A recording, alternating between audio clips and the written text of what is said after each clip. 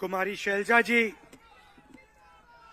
दीपक बैद जी, मोहन मरकाम जी, हितेंद्र सिंह ठाकुर जी, अरुण करमक्कर जी, हमारे कैंडिडेट्स शैलेश नितिन त्रिवेदी जी, इंदिरा शॉ जी, स्टेज पे कांग्रेस पार्टी के सारे वरिष्ठ नेता, हमारे प्यारे कार्यकर्ता, भाइयों और बहनों, प्रेस के हमारे मित्रों, आप सबका यहां बहुत बहुत स्वागत, नमस्कार।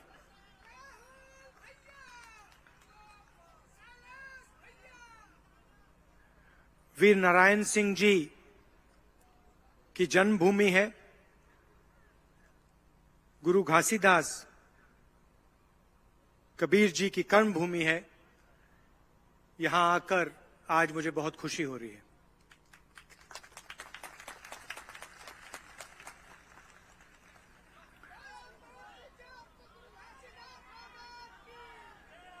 पिछले चुनाव खत्म होने के बाद छत्तीसगढ़ के चीफ मिनिस्टर से मेरी पहली मीटिंग हुई। 10-15 मिनट की मीटिंग थी और उसमें मैंने उनको एक दो चीजें साफ कही। पहली चीज मैंने कही कि देखिए,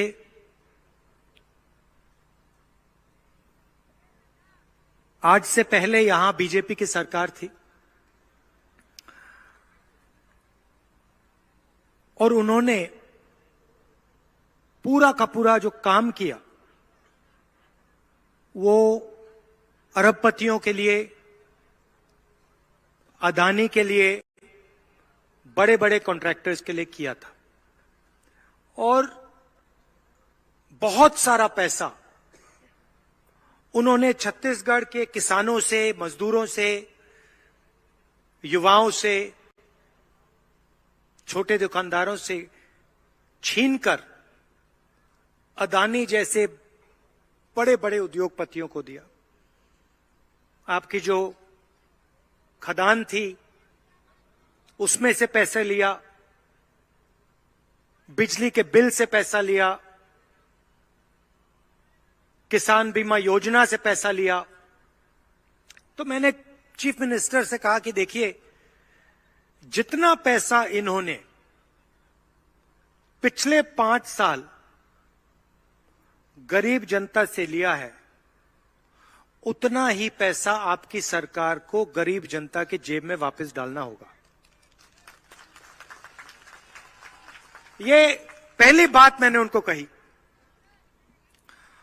और उसके एकदम बाद मैंने उनसे कहा कि देखिए, हमने छत्तीसगढ़ की जनता से चुनाव में वायदे किए थे। 2,500 रुपए प्रति क्विंटल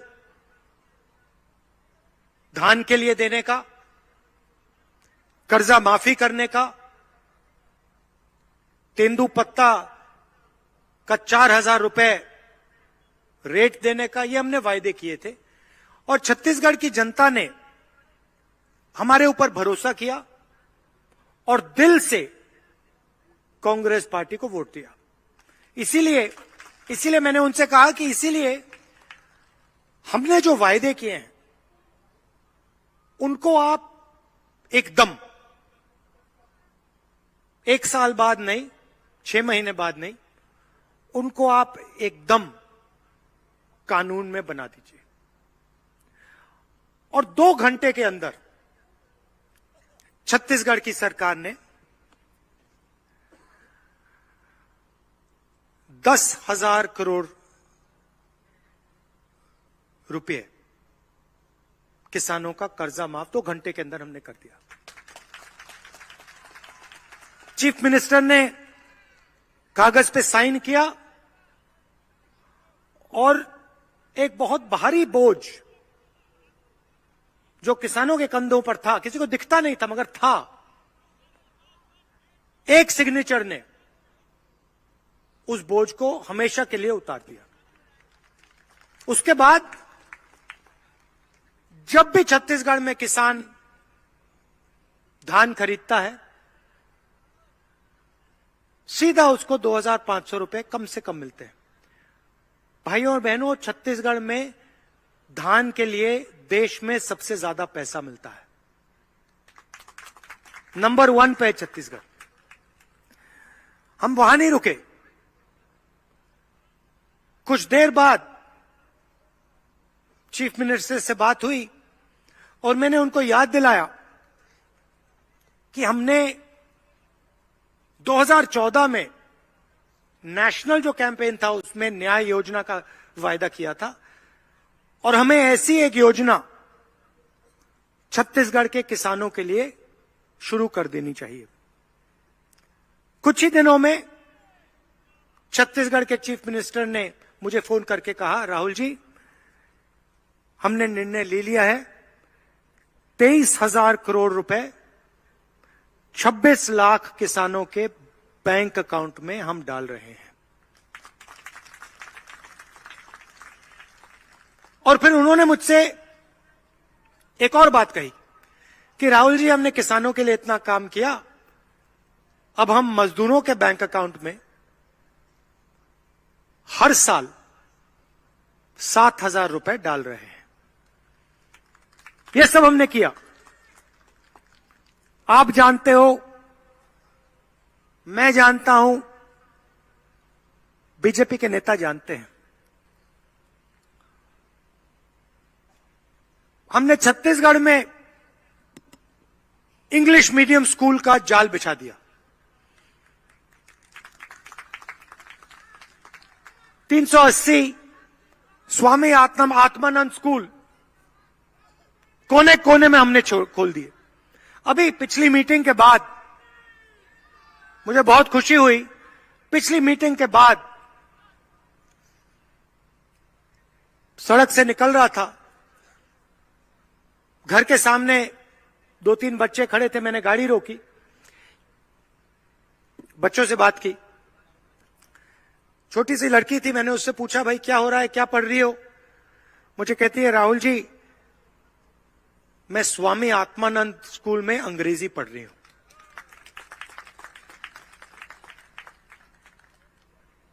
अब आप बीजेपी के किसी नेता से पूछिए, वो आपको कहेंगे, देखिए, छत्तीसगढ़ी मत पढ़िए, अंग्रेजी मत पढ़िए, हिंदी पढ़िए। हिंदी पढ़िए, अंग्रेजी मत पढ़िए, छत्तीसगढ़ी मत पढ़िए।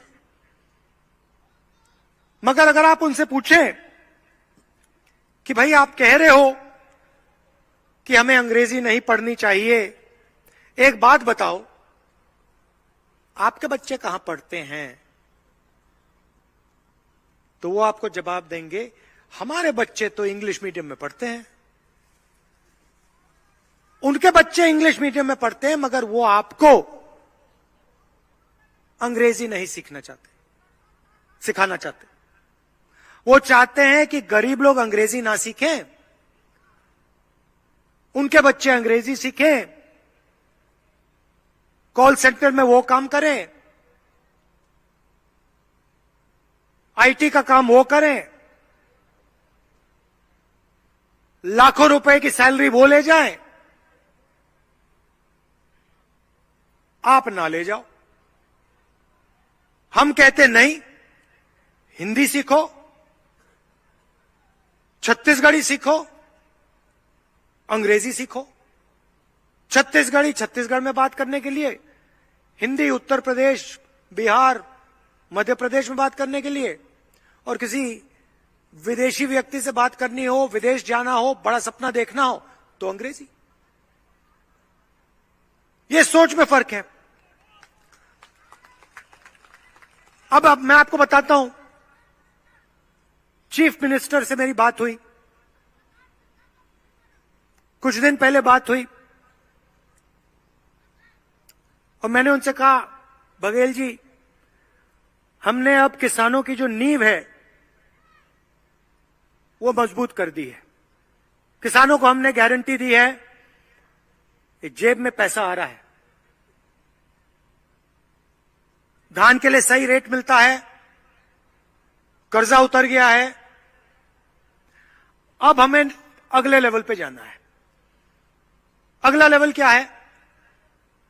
अगला लेवल मैंने आपके चीफ मिनिस्टर से कहा, जैसे ही हमारी दिल्ली में सरकार आएगी जो 2024 में आने जा रही है, छत्तीसगढ़ में हम 2 या 3 इंटरनेशनल एयरपोर्ट लगा देंगे। अब बात समझिए, आज आपको 2,600 धान के लिए मिलता है। हमने कह दिया है चुनाव के बाद ये 3,200 तक जाएगा, रुकेगा नहीं है। हमने कह दिया है 3,200 तक ये बढ़ता हुआ जाएगा। 200 यूनिट बिजली के हमने फ्री कर दिए। 40 लाख परिवारों को फायदा होगा इससे। केजी टू पीजी छत्तीसगढ़ को मुफ्त में हम शिक्षा देने वाले हैं। आपको 1 रुपया नहीं देना होगा। बीजेपी के लोग स्कूल कॉलेजेस को प्राइवेटाइज करते हैं, अस्पताल को प्राइवेटाइज करते हैं, अदानी को देते हैं। हम सरकारी स्कूल, सरकारी कॉलेज, सरकारी अस्पताल बना के आपका मुफ्त में इलाज करवाते हैं, मुफ्त में आपकी शिक्षा दिलवाएंगे। तो हमने नींव खड़ी कर दी है। अगला कदम क्या है? अगला कदम इंटरनेशनल एयरपोर्ट के माध्यम से जो आप यहां उगाते हो, चाहे वो धान हो, सब्जी हो, टमाटर हो, आलू हो, उसको विदेश में बेचने का हमारा प्लान है कि छत्तीसगढ़ का किसान सीधा अपना माल हिंदुस्तान में नहीं, अमेरिका में, जापान में, इंग्लैंड में, जर्मनी में सीधा अपना माल वहां बेचे। तो उसे हिंदुस्तान का रेट नहीं, दुनिया का रेट मिले। तो ये हमारा प्लान है। अब देखिए, नरेंद्र मोदी जी आते हैं, जहां भी जाते हैं मेरे बारे में गलत शब्द प्रयोग करते हैं, गाली देते हैं, मुझे उल्टी सीधी बात करते हैं। अच्छा है, मुझे कोई फर्क नहीं पड़ता। देखिए, मैंने आपको अपना लक्ष्य पहले ही बता दिया। मुझे वो कोई भी नाम बोले, मुझे कोई फर्क नहीं पड़ता। मेरा लक्ष्य है जितना पैसा नरेंद्र मोदी अदानी को देता है, उतना पैसा मैं गरीबों को दूंगा। मैं गिन रहा हूं, 1 रुपया आप अदानी को दोगे, 1 रुपया मैं गरीबों को दूंगा। हर पैसे, जितने पैसे आप दोगे उतना मैं गरीबों को दूंगा, किसानों को, मजदूरों को, छोटे दुकानदारों को, बेरोजगार युवाओं को। और मैं आपको दिखाऊंगा कि असली राजनीति अरबपतियों को मदद करने से नहीं होती है। असली राजनीति किसानों, मजदूरों, छोटे व्यापारी, बेरोजगार युवाओं की मदद करने से होती है। मैं आपको दिखा दूंगा। आपको जो बोलना है बोलो, जो गाली देनी है दो। जितनी गाली आप देते हो उतना मुझे मालूम पड़ता है कि मैं काम सही कर रहा हूं। मतलब जितनी आप गाली दोगे मुझे पता लगता है, हां भैया गाली दे रहा है और अच्छा काम कर रहा हूं और अच्छा काम होगा। चिढ़ मचती है ना, इसलिए तो गाली देते हैं। अब सवाल देखिए, यहां पे ओबीसी भाई बहन बहुत हैं। मैं आपसे पूछना चाहता हूं, आप देश की रीढ़ की हड्डी हो, देश में आपकी आबादी क्या है? आप कितने हो देश में? देखो यहां पे हजारों लोग खड़े हैं, मैं सवाल पूछ रहा हूं, देश में ओबीसी की आबादी क्या है? कोई जवाब नहीं दे सकता। सन्नाटा छा गया है, किसी को नहीं मालूम। भाइयों और बहनों, पिछड़ों की इस देश में कम से कम 50% आबादी है। हमने कर्जा माफ किया, 50% आबादी ओबीसी की। हम बिजली बिल देते हाफ देते हैं, 50% ओबीसी की आबादी को फायदा। 500 रुपए हम सिलेंडर पे आपको सब्सिडी देने जा रहे हैं, 50% ओबीसी का फायदा। नरेंद्र मोदी जी 14 लाख करोड़ रुपया कर्जा माफ करते हैं, अरबपतियों को फायदा हो जाता है, एक ओबीसी को फायदा नहीं होता। बीमा योजना में हजारों करोड़ रुपए नरेंद्र मोदी जी ने 16 कंपनियों को दिए। 16 कंपनियों को। उस कंपनी में एक ओबीसी, एक दलित, एक आदिवासी काम नहीं करता। एक नहीं करता। बहुत अच्छा, बात समझ आई आपको? एक नहीं काम करता। अदानी की कंपनी में मुझे ओबीसी दिखा दो, लिस्ट निकालो उसकी कंपनी की, आपको कंपनी में एक पिछड़ा नहीं मिलेगा, एक दलित नहीं मिलेगा, एक आदिवासी नहीं मिलेगा। उसको देश के एयरपोर्ट पकड़ा दिए, अभी यहां पे सीमेंट प्लांट पकड़ा दे दिया, सड़कें दे दी, पोर्ट्स दे दिए, खेती की स्टोरेज दे दी, कोयला के खदान दे दिए। उसकी कंपनी में एक ओबीसी नहीं है, एक दलित नहीं है, एक आदिवासी नहीं। हमारी सारी योजना देख लो, मनरेगा 50% ओबीसी, दलित, आदिवासी। भोजन का अधिकार 50% ओबीसी, दलित, आदिवासी। कर्जा माफ, दलित, आदिवासी, ओबीसी। हमारे काम देखो, उनके काम देखो। फिर वो कहते हैं हम ओबीसी की सरकार चलाते। कहां चलाते हो ओबीसी की सरकार? पैसा तो आप सब अंदाजी को देते हो। ओबीसी को आपने कौन सा पैसा दिया है? जीएसटी से ओबीसी का फायदा हुआ क्या? कर्जा माफी से हमने आपका फायदा किया, जीएसटी से आपका फायदा हुआ क्या? नुकसान हुआ।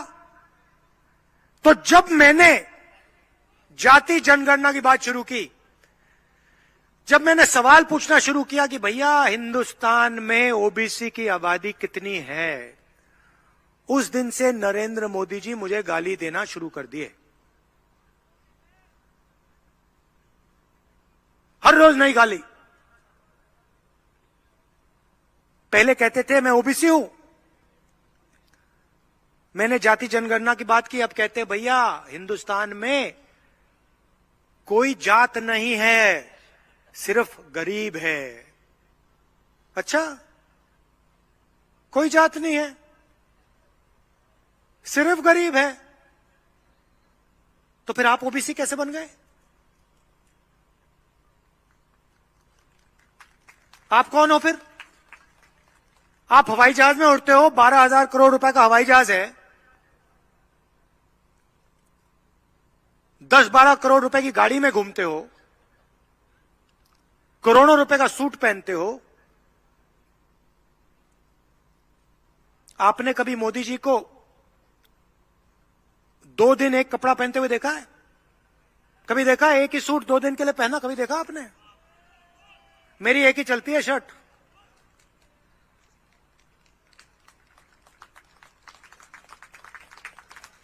यही सफेद शर्ट चलती है मेरी। उनको देखो हर रोज नया कपड़ा,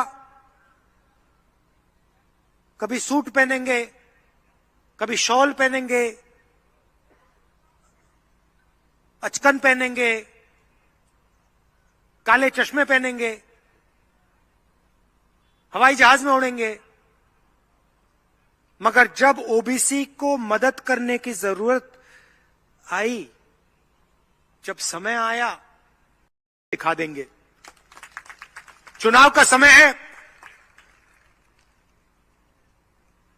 यहां पे भारी बहुमत से कांग्रेस पार्टी को जिताइए, हमारे सारे के सारे कैंडिडेट्स को जिताइए। कांग्रेस पार्टी की गरीबों की, किसानों की, मजदूरों की, छोटे व्यापारियों की, युवाओं की सरकार बनाइए। अदानी की सरकार मत बनाइए, बीजेपी की सरकार मत बनाइए। आप सब यहां आए, दिल से आपका मैं धन्यवाद करता हूं। नमस्कार, जय हिंद। हाँ, अच्छा, आखिरी बात, सबसे बड़ी बात,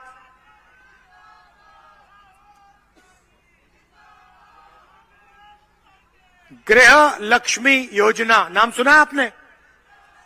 सुना है? आप जानते हो ये क्या है? छत्तीसगढ़ की हर महिला को सीधा बैंक अकाउंट में साल का 15,000 रुपए कांग्रेस पार्टी डाल के दे रही है। हर महिला को बैंक अकाउंट में 15,000 रुपए। धन्यवाद, जय हिंद। आभार व्यक्त करने के लिए मैं पूर्व विधायक जनकराम वर्मा जी को आमंत्रित करता हूं, आभार व्यक्त करें।